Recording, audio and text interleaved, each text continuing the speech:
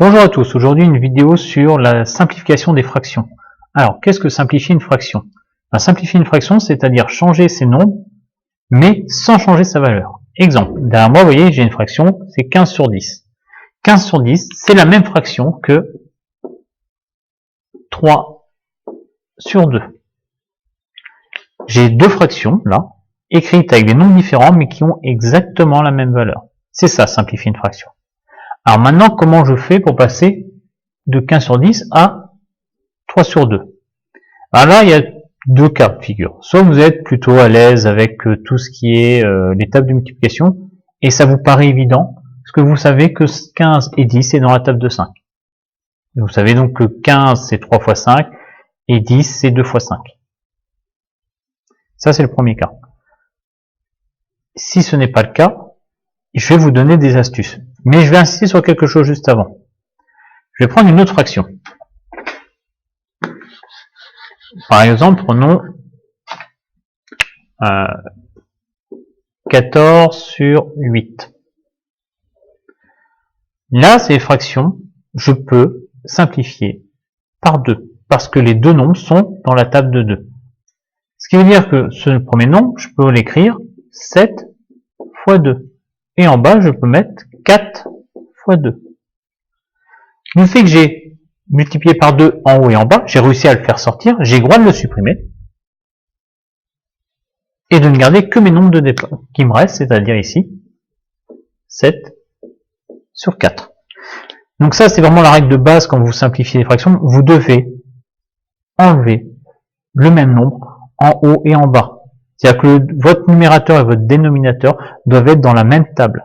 Si vous ne pouvez pas trouver le même nombre en haut et en bas, vous ne pouvez pas simplifier votre fraction. Alors, tout à l'heure, je vous parlais de petites astuces. La majorité des fractions que vous allez rencontrer, elles vont être divisibles, ou dans la table, si vous préférez, de 4 nombres. Je vais commencer par les plus simples. Il y a 3 d'entre eux, c'est 2, 5 et 10. Comment je sais qu'un nombre est dans la table de 2 et simplifiable par 2? C'est simplement quand le nombre se termine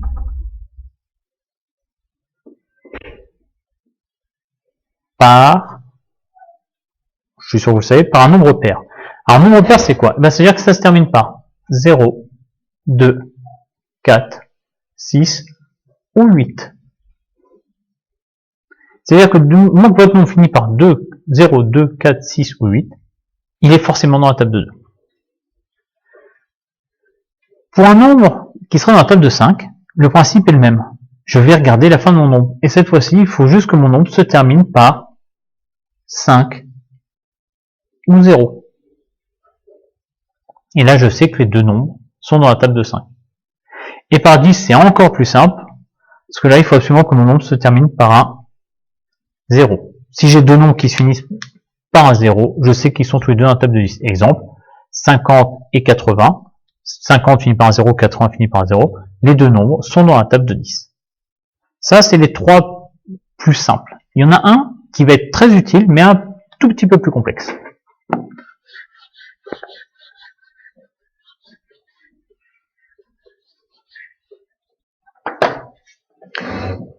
C'est quand c'est divisible par 3.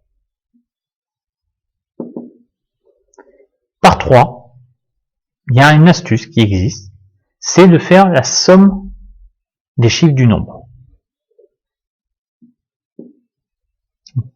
Somme des chiffres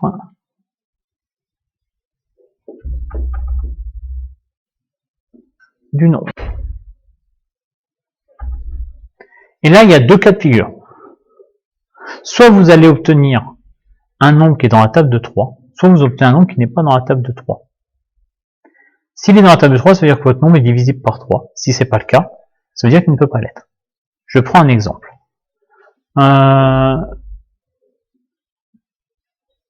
273.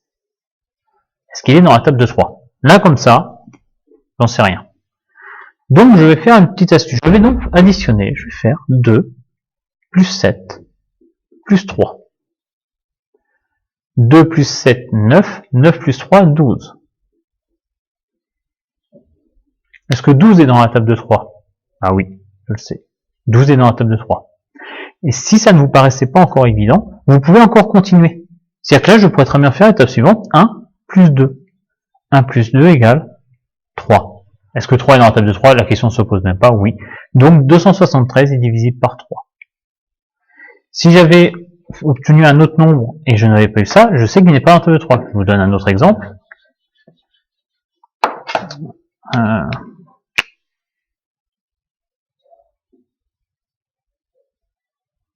563. J'additionne. Je fais donc 5 plus 6 plus 3. 5 plus 6, 11. 11 plus 3, 14. 14, ouais, je vais pas aller. Donc allez, je continue. Je fais 1 plus 4. Ça fait 5. Est-ce que 5 est dans la table de 3? Ben non, 5 n'est pas dans la table de 3. Donc je sais que 563 n'est pas simplifiable, n'est pas divisible par 3. D'accord? Bon, voilà pour l'ensemble des règles. Maintenant, vous me connaissez, on va faire un ou deux petits exemples, en tout cas vous allez faire et je vais les corriger.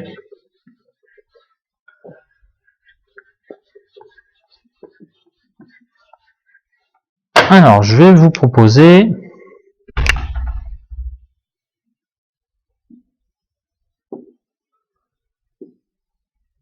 « 50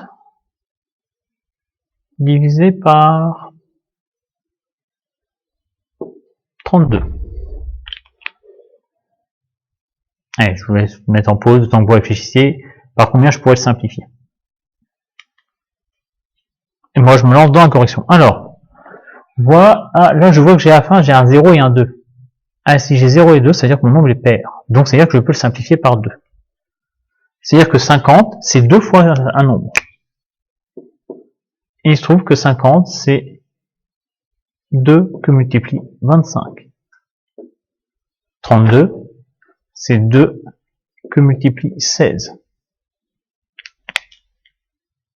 Du fait que j'ai ici le même nombre, je peux donc le supprimer et garder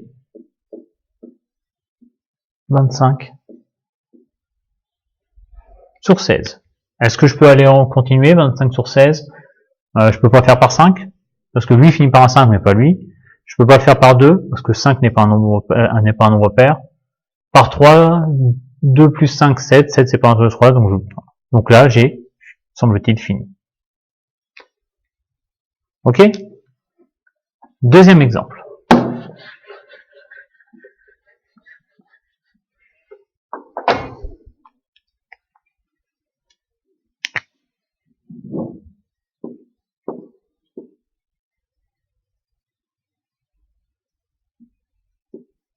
« 27 divisé par 18. » Pareil, je vous laisse mettre en pause le temps de faire l'exercice.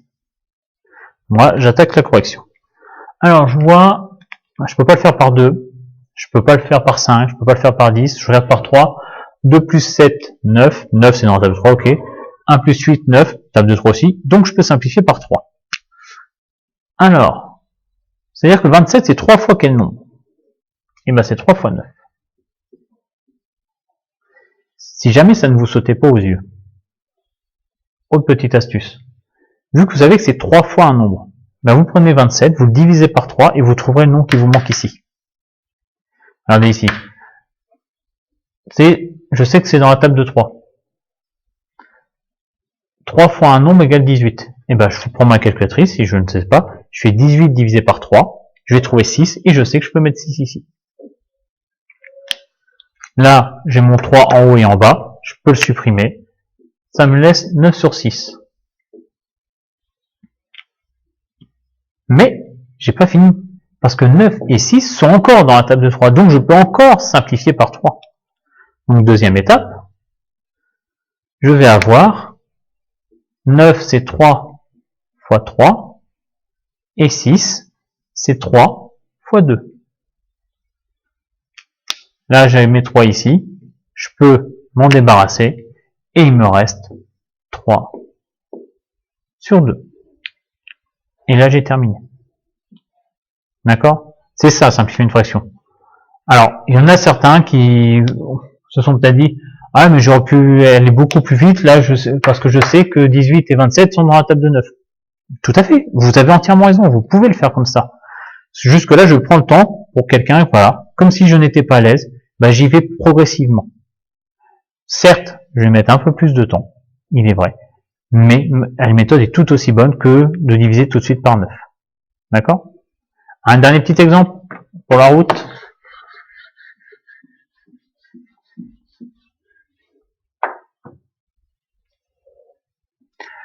Qu'est-ce que je pourrais vous proposer?